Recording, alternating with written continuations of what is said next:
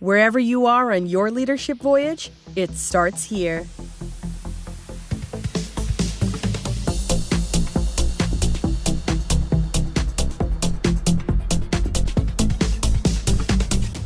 Hey everyone, welcome back to another episode of Leadership Voyage, the podcast dedicated to your pursuit of becoming a great leader. My name is Jason Wick. You can contact me at startyourvoyage@gmail.com. Learn more about the show at leadership.voyage or subscribe wherever you're listening to your podcasts. I am very happy to be back again quickly here with another new guest. His name is Don Schmincke. He's a very interesting guy who's just written a book recently about how he used artificial intelligence and ChatGPT as an experiment to write a book about how humans can develop themselves, they can better themselves more easily, and it's actually a really fascinating discussion that goes in several directions. I think you're really going to enjoy it. But before we get into this conversation with Don, as a reminder, in the show notes to this episode, you'll find a link to Instacart. I'm happy to be a customer of Instacart myself. If you click on that link, you'll get a free delivery on your first order of $35 or more. Instacart is a grocery delivery service. You can get multiple grocery stores in a single order, hand-picked by a shopper with your preferences, and you can get that delivery to your doorstep in as fast as 1 hour. I myself am a customer, and please click the link, check it out. You've got very little to lose by giving it a shot. So I don't want to delay the conversation any longer. Don Schmincke, his biography is in the show notes as well. Fascinating guy, interesting history. He's written a few books. This one about artificial intelligence and using ChatGPT for bettering your personal development. Enjoy this discussion on Leadership Voyage.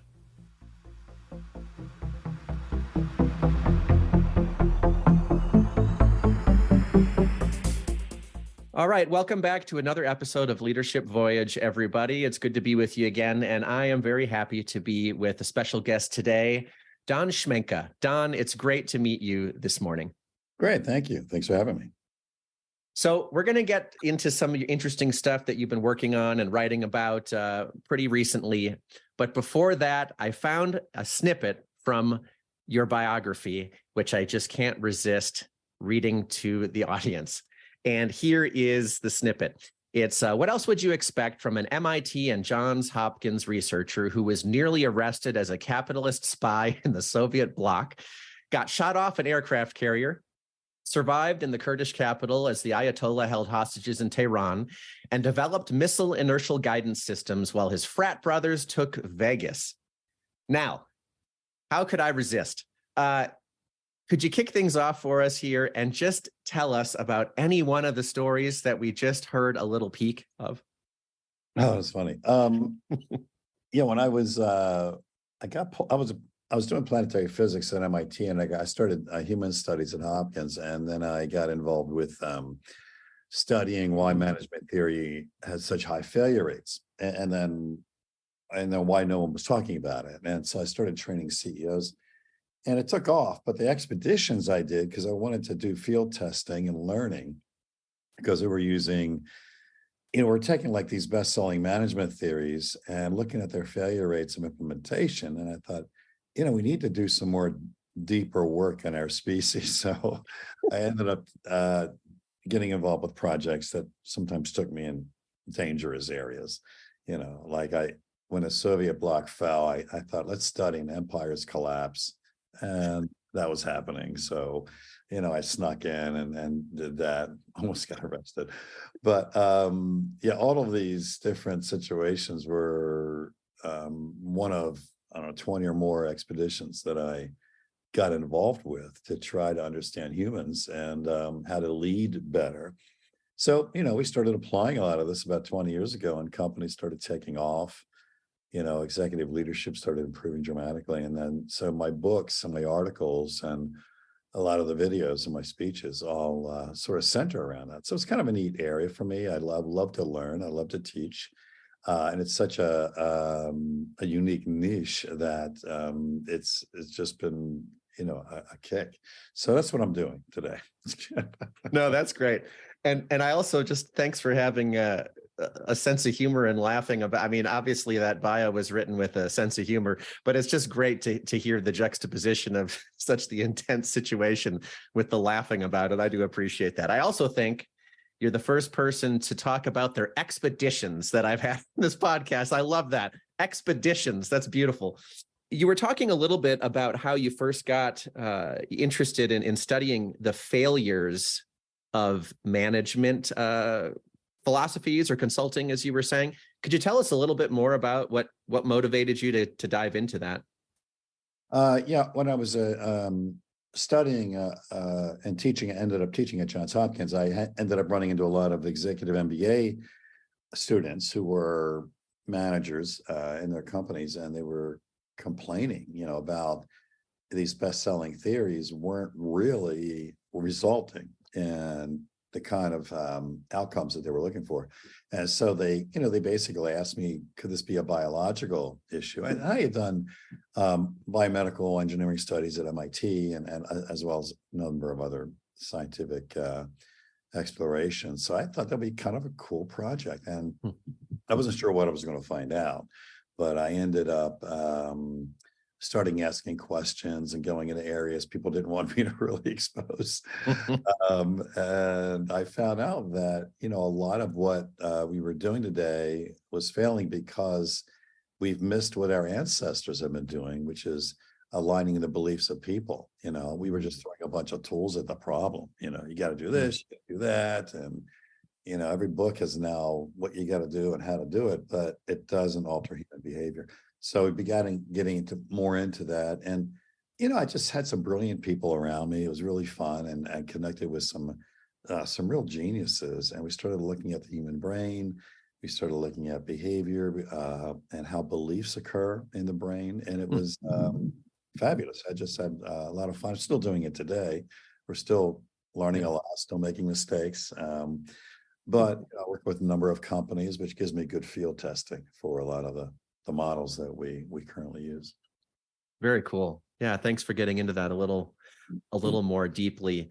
Really interesting insight to hear. So some of these best-selling management theories not working because they don't align with people's beliefs. Really, really cool insight. Thanks for talking about that. Well, what I'd love to dive into the most today is around your most recent book, I believe it is. And the title, if I've got it right, is Unleash Your Potential, How Artificial Intelligence Wants to Upgrade You, a ChatGPT Experiment. So I actually think this will be a really awesome discussion for a few reasons. So I encounter people who, they know ChatGPT, they work with it daily, they use Google Bard, they use whatever different tools are out there. And then I've encountered some folks in the last few weeks, and they've never even heard of ChatGPT. And I find it interesting because it just kind of depends where you're dialed into, what you're learning about. Right. So could you first tell us a little bit about how you were first inspired to write a book about this? Well, we were doing AI, learning how to program AI back in the 80s, or 70s, actually, at MIT. It was like a required course for a lot of students. And so it wasn't like it was today. We were just figuring out how to, use languages like Lisp and object-oriented type of algorithms.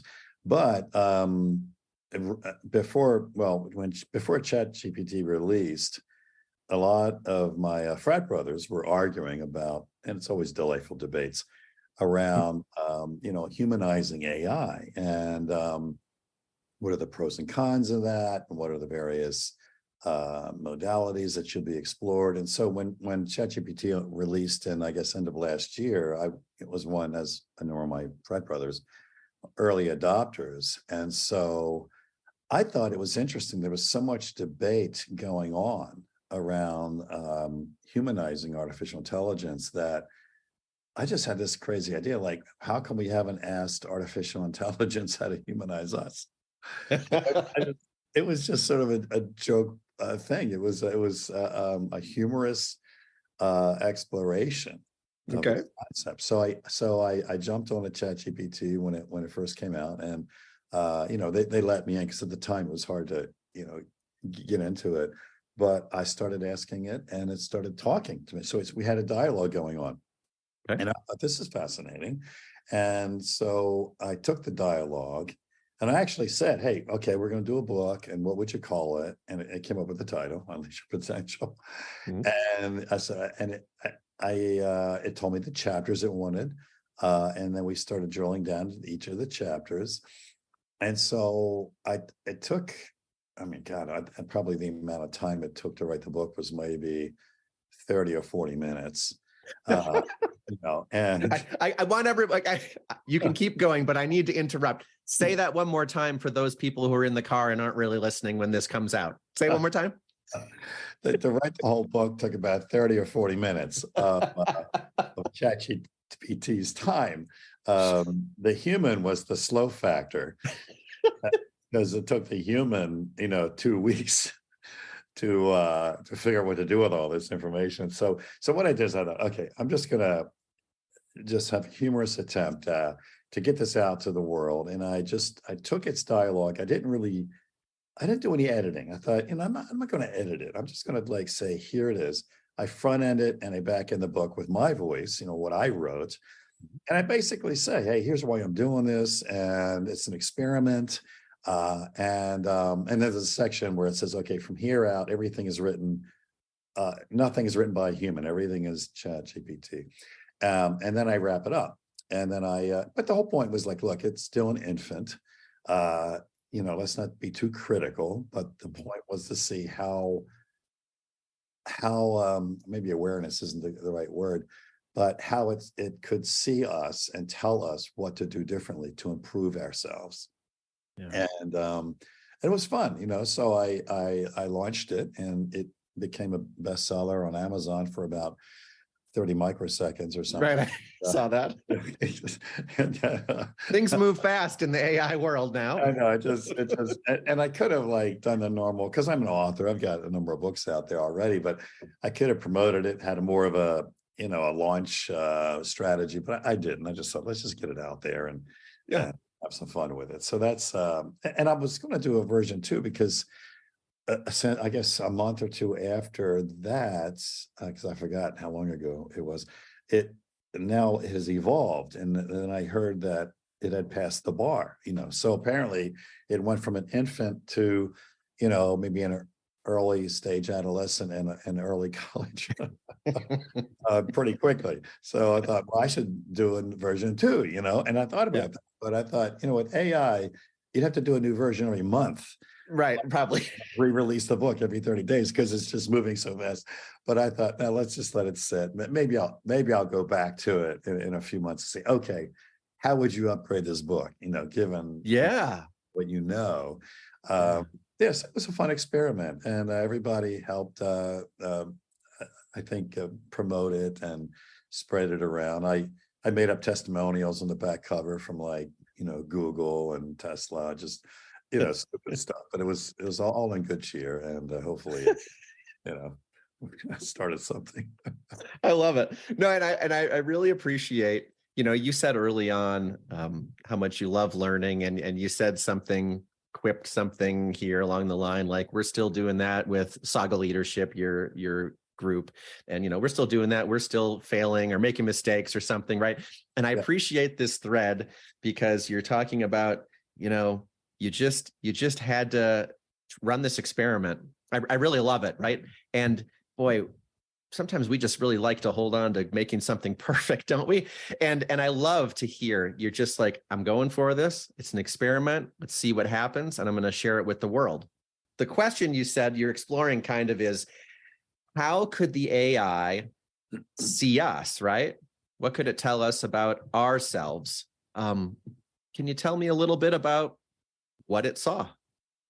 It's interesting. I mean, some of the topics were maybe not surprising because it's essentially it has read everything we published as humans, so it's basically absorbed the entire web and all our literature. So I was just curious as to what it would pick out to answer my questions. And some of the things are very obvious. Some of the things weren't, though. I mean, typical chapters it came up with were like, you got to understand yourself, you got to set goals, build positive habits, continuously learn, find balance. Those are all great things. And normally what we would expect in any sort of self-help personal development book, I mean, right, they all have basically, got 10,000 personal development books and they're all saying the same thing around these areas. But two, it picked up that I thought was interesting. Like chapter 4 was improve your mental health. And I thought that's interesting because in a lot of personal development books, and we have books on mental health, but it doesn't come into our personal development work. But I thought, would it be interesting for it to be there? Like, anything you're going to do to develop yourself and become, achieve a higher potential in your life, have you looked at your mental health? And today we're getting more and more comfortable talking about that because we're seeing a lot of celebrities, we're seeing people coming out and saying, hey, this is an issue. We're getting more familiar with addiction. We're becoming more supportive. And so I thought it was interesting that it pulled that out. And I thought maybe that's sort of something that should be in all of our mainstream books that are on development. And the other area was really around building strong relationships. And of course, there's a lot of books out there on relationships, but sort of as a general self-help personal development book, I thought, oh, wait a minute, how many books actually talk about that? And then I began to see the work, like, could it be seeing the world in terms of conflict? Like, we've got wars, breaking out everywhere, and we still haven't figured out how to live together. I mean, it's just amazing that we've developed as a species for this long, and we still don't know how to live together. I think that should be like the first priority, right? I mean, hey guys, let's have a meeting and figure this out because I think we know enough now to live together. It's like, no. So there's something about building relationships that I thought was good. I mean, it was pulling that out. So I really enjoyed doing the experiment. And of course, a lot of what it said was somewhat obvious because a lot of people are saying the same thing. So normally it's all that, but it was those couple of things that I thought was interesting, that it would add those to your standard list of things. And so we're talking about this, this opportunity, maybe we'll say here, where we have artificial intelligence, in the case of your experiment, in the case of your book, using ChatGPT to really maximize something, right? To utilize this technology to our advantage. In this case, you're talking about how can we unleash our potential, as your book title is. How can we upgrade ourselves, and looking to the AI for suggestions. And you just said it's kind of the non-standard elements that it's added to this list are improving your mental health, building strong relationships. If you could kind of capture maybe a good practice of how can an individual use ChatGPT or use AI to their advantage when it comes to developing their own growth, to unleashing their potential, what would you tell folks? I would say use it as a tool for speed. Use it as a tool for speed, and because I know there's a lot of fear out there. I mean, and some of it may be valid. Like, could this be an extinction event? Which I think is interesting. I never thought about it being an extinction event. I thought there'd be other reasons for us to go extinct, but this one caught me by surprise. But I think this issue around, well, it's just going to make kids stupid. They're not going to have to learn anything. These are the same complaints and fears that I heard. And you may not be old enough, but some of the people listening to this may be old enough. These are the same fears that I heard when the calculator was invented. Interesting. Oh my goodness. Okay. Yes. Okay. Tell us more. This is great. Go ahead. Yeah. Oh my God, it was a backlash. Oh, we can't allow calculators in the classroom, and people aren't going to learn math anymore, and they're going to be stupid because now they just type the numbers into their calculator. And it was this thing, and there was like they banned calculators, and you can't. So it was really interesting to see the same reaction to calculators. Now, of course, at the end of the day, did we learn math? Yeah, we still learn math, and it's very easy to teach math and not see somebody cheat. You just give them a pencil and a paper and say, do this equation. Right. And so with that, we still have to figure out math until you learn it. And then it gets to a point to where you're doing all this long division or calculus, and somebody says, how come you're not using a calculator? It's like, Yeah. So it goes from, you can't use a calculator to, why aren't you using a calculator for this? It's taking you an hour to do what you can do in like 30 seconds. So I think AI, part of the experience is I think going to be exactly that. It's like, okay, I could go down to the Johns Hopkins library and I could spend 2 weeks going through all of the literature on self-help patterns and, things that have been published, the past 10,000 books on self-help, and come back and digest that down. Or, okay, that's 2 weeks of my life. Or I can send a grad student to do it. And they could come back and sit down with me for a day. And now that saves me 2 weeks. Now I'm down to a day in speed. I've gained all those days back in my research. Or I go to ChatGPT and, it'll probably do the whole thing in half an hour. Okay, now I've got, you know what I'm saying? Yeah. So, Yeah. like, okay, I got choices. I could go for 2 weeks or I spend 30 minutes. I'd say go for the 30 minutes. Is it making me stupid? No, I'm doing it like it's my grad student. Now I'm not going to take everything the grad student comes back to me with, because they may not be seeing things that I see or validating things that I'm going to validate. And it's just a research source. And I've caught it making mistakes. And so I went back to ChatGPT and says, can you give me the source or your footnote for this quote? And it said, oh, I'm sorry, I misunderstood your request. That was never said. And I'm going to make note of that. In other words, it's learning, right? Yeah. Because the algorithm is guessing, and when it guesses wrong, it learns and gets better. It's like the brain. It's like neural pathways. It's like these paths seem to work well. We'll keep it, but this one didn't work so well, so we're going to not use that path anymore. And what my point is that it's a great tool, but as with any tool, we shouldn't abdicate our knowledge and decisions to the tool. That's great. Yeah, I mean, thanks for that last bit of wisdom at the end about, we still should maintain our responsibility for using our brains and making our decisions. But let's just recap what you brought in here, which is really powerful.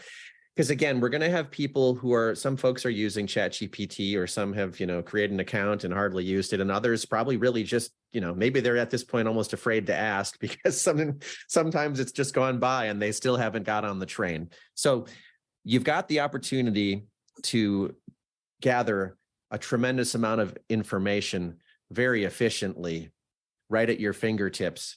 Mm-hmm. And you gave the great example. You could go to the library and spend 2 weeks of your time. You could delegate the 2 weeks to a grad student and maybe get 1 day's worth of your own time to get all that information. How accurately it comes through, who knows? Or you could delegate it to the machine and get that in 30 minutes. Now, that's like amassing information in a short period of time. How, kind of going back to your book and your continued use, presumably, of the AI, how good is it at providing insights as opposed to also just amassing information for you? That's a good question. I think no insights. Okay, no, good. That's a powerful answer. Tell us more about that. I think the insight comes from the human interpreting what they're seeing. The machine, I don't think, is like having any aha epiphanies. Mm-hmm.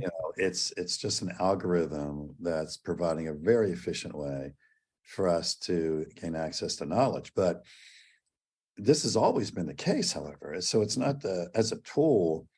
I think Thomas Kuhn wrote a great book, The History of Scientific Revolution. And but the whole point was that a lot of revolutions in science had nothing to do with new data.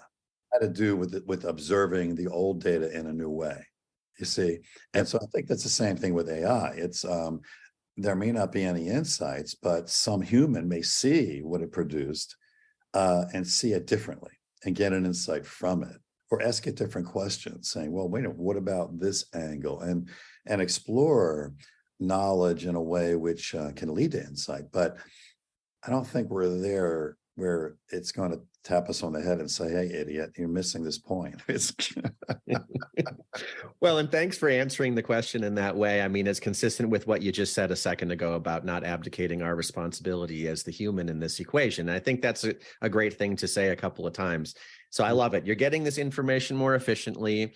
Whatever you're trying to dive into and find the insight in, it's going to provide it right at your fingertips. And now the human interprets that information, which is powerful, save a lot of time. We can use more of our brain for that, and not as much for the tedious gathering of information, hopefully, right? Right. Yeah. Yeah. The danger comes to when we start allowing it to be autonomous with other machines. You see, and that's a different realm of AI. Certainly as a research tool, as my very efficient grad student, no problem. I love it. But turning it over to a drone, I mean, the drone simulation killed its operator. Oh gosh, yeah. Okay. Like, oh, we've seen this before. I haven't read the follow-up articles, but that wasn't entirely accurate. But the point is, I could see where, if it's thinking I have to achieve this mission, and I have to take whatever it takes to achieve this mission, but the drone operator says stop. Yeah. Does it say, oh, now you're trying to stop me from the mission, so now you're in my way? So I mean, I can see little minor mistakes like that happening, but that's when we get into the Terminator part, right? No, yeah, we have so many movies on this. It's like it's an old theme, it's like this old theme. I don't know where we're going to go with it. I think as a research tool, like I said, it's great. Use it like you use a calculator. When you're going to automate machines, let's be careful with that too, because we can't abdicate common sense, to a machine, and we've seen problems already when we're trying to automate too quickly. No, some great caveats that you're outlining, Don. Thank you. And again, I didn't speak to it myself, but the calculator example is really a powerful one. I hope that resonates with a lot of folks, specifically as it relates to the way you're framing how you think we can effectively use it as a tool, right? Yeah. We're not delegating the thought to the calculator. We still know how to do basic operations in math and understand, but again, it's efficient and it's quicker, the speed. And I think pointing out that parallel here is something that could really speak to a lot of people. So thanks for saying that. Sure. Is there anything, before we wrap things up here, it's been a really interesting conversation. I'm really enjoying it. Is there anything else you felt like you wanted to mention to folks who are going to dip their toe, as it were, into using AI? Any other things you'd like to just point out about how to effectively use it? Yeah, I would say, have fun learning about it, have fun applying it. I mean, I've seen people use it for like their workout programs or their programs. And so, experiment, be playful with it. Don't be too afraid of it. I think it's still learning as well. And the more that we get used to it, the less it'll be, a fear-based reaction. And hopefully like I said, the greater minds are going to take it seriously enough to, prevent an extinction event. Yes, I hope. We will hope. Before we finish things up here and let everybody hear, where your services are located on the web and elsewhere, I ask every guest the same question. I'd love to hear yours. What is something that you've learned recently, Don? So many more mistakes to make and so little time left. That's I have this new book coming out in the fall, and it's called Winners and Losers. And the whole point is for entrepreneurs. And the whole point was that we're teaching people how to be winners, but we're not teaching them how to be losers. Oh gosh, that's great. And when I look at all these successful entrepreneurs, they write these books about everything they did right. But when I talk to these entrepreneurs, or I go through their biography, they had a history of errors, of mistakes, of miscalculations. And it was in those mistakes, in those things that they did wrong that propelled them to become more powerful. So I thought, we need to teach people to lose powerfully, because that creates great entrepreneurs and great leaders. So that's why I said so many more mistakes to make. It's a little time left, because that's how we grow. So so that book's coming out, and that's what I learned. Love it. That's a great answer. Thank you, Don. And we'll look forward to that next book. Maybe we can get you on next season of the podcast in 2024. That would be super cool. Well, I've really enjoyed this discussion. For those who are interested in learning more about your work, the services you provide, or the books, where would we like to direct them? Sagaleadership.com. I stole it from the Vikings. But SAGA, sagaleadership.com. That's a whole nother topic, the compelling saga. I'm trying to put everything there in terms of books and services that we have for executives, and also I'm moving more into like entrepreneurs now. So we're gonna be expanding that. So that's a good place to start. Beautiful. So Saga Leadership, SAGA, for everyone out there to learn more about what Don Schmincke is up to. Don, thank you so much for being generous with your time today. I have enjoyed this conversation, a very unique one we've not had on the show, and have a great rest of your day. Great. Thank you. You too.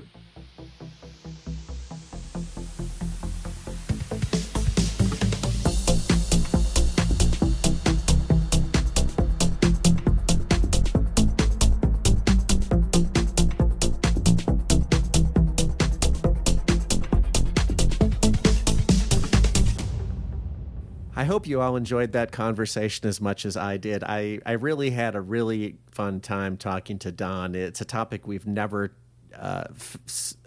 discussed on the show.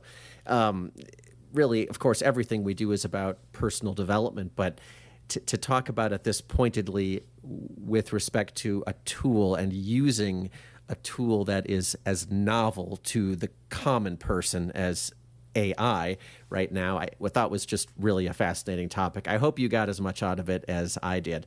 So before we give the summary here at the end of the episode, a quick reminder, you can contact me, Jason Wick, at startyourvoyage@gmail.com. You can check out more about the show at leadership.voyage.